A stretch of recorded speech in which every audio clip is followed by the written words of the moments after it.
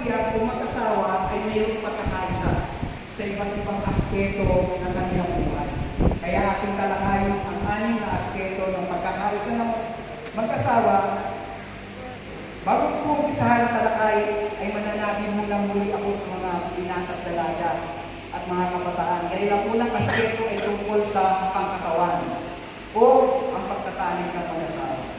Alam niyo po ba na ito ay biyayang kaloob ng Diyos sa mag-asawa upang sila ay magkaroon ng mas malalim na ugnayan sa isa't isa. At ang bawat isa, lalo na ang sister wife, ay di dapat itinuturing na isang bagay na ginagamit lamang kapag kailangan, kundi isang tao na nilikha ng Diyos upang igalang at mahalin. At ang pinakamahalaga ay ang magiging bunga nito ay ang kaloob na supli mo anak na pag-asawa mula sa Diyos. At kayo yun, mga kabataan, dahil kayo ang mga bagong buhay na kanyang nilala upang arugain o alagaan na magiging katuwang sa pagpapalaganap ng ganap ng mabuting balita at magpadama ng ganap ng pag-ibig ng Diyos na walang tinatanggi. Amen? Palakpakan po natin ang ating Panginoon. So, talagang napaka-relevant po ng topic natin ngayon, hindi lang sa mag-asawa, kundi sa ating mga yugin na paano sila sa pagdating ng panahon. At least, nadadaanan na nila na naririnig na nila yung mga gano'ng kahalaga ng sakramento ng kasal. Amen? Yan. Ang ikalawa po na aspeto ng pagkakaisa ng mag-asawa ay tungkol sa pangkabuhayan. Ayan. Mahalaga po ito.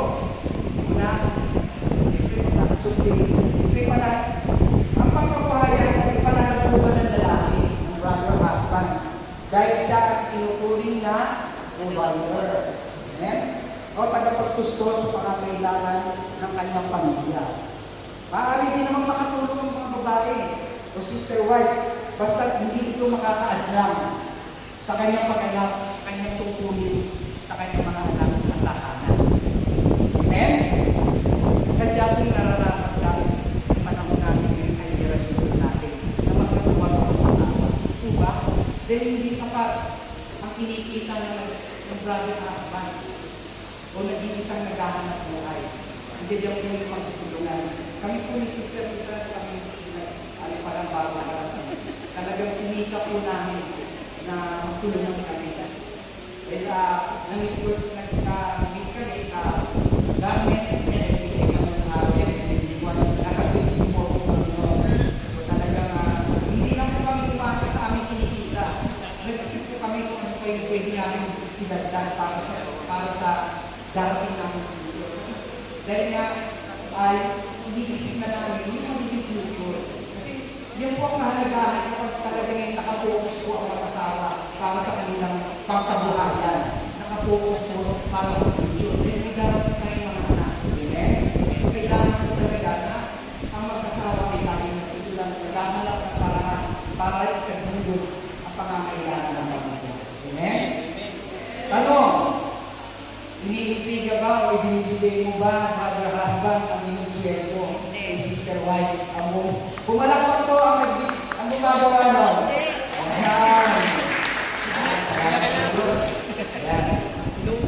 Alam ko sa inyo, mga aspeto pang kabuhayan ng kasal ay pinag-iisang pag-usapan. Pinagbubuklod yung aspeto ng pangkabuhayan. Kaya katulad na ng sikreto, pinagbubuklod ang mag-asawa. Hindi kayo nagkakasip, kailangan yung pang-buklod para upang ang kinikita para sa upang ang kinikita ng ibang ay kinikita ng mag-asawa ay magkatuloy niya ang pamilya. Ayan. Kung inyo pong naalala na tumanggap po kayo ay yung mga, sino po ba yung mga meron ng kasalanan po sa simbahan? Ayan. Kung inyo pong maalala o yung mga yun, saksi din po kayo pag may kinakasal. Ito ba pag sinabi na abot na mga pera, yung aras. Aras ang tawag doon, ito ba? Ayan. Pagka, ayan. Thank you po. Pagka